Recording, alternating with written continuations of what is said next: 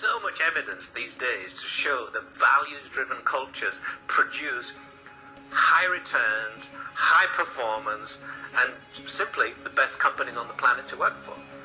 Over the past 10 years, we've mapped the values of over 1,000 organizations in over 50 different countries.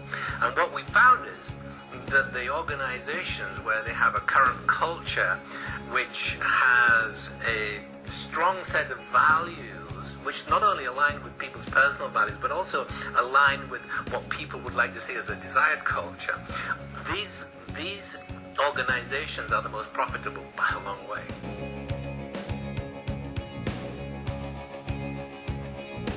And we're operating out of an old paradigm of leadership.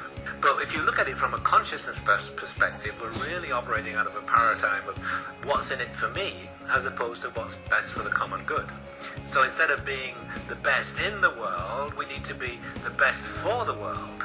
This is a shift, best in the world to best for the world. Honor, respect, care for, protect, and reward your employees, regardless of title or position. People who are in positions of leadership are recognizing that their leadership must be values-based.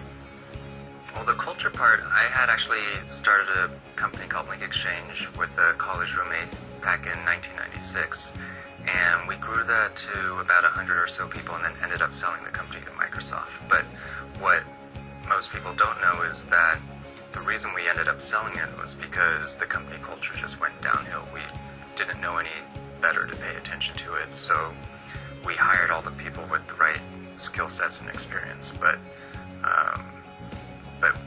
they weren't culture fits. Values, the values piece of paper in your organization should be one of the two most tattered pieces of paper you have. The other one is the job description of your employees.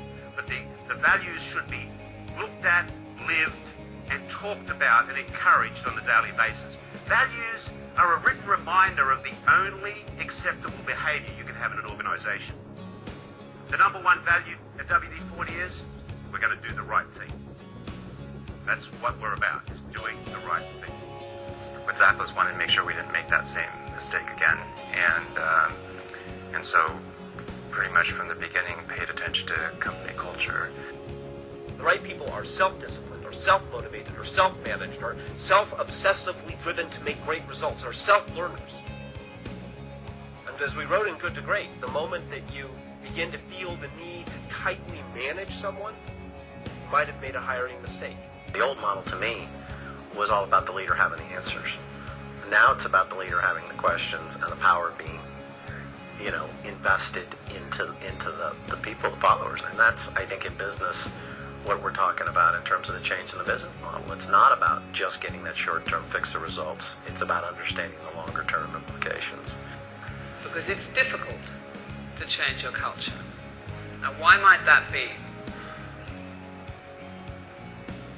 It's difficult to change your culture because you have to change yourself.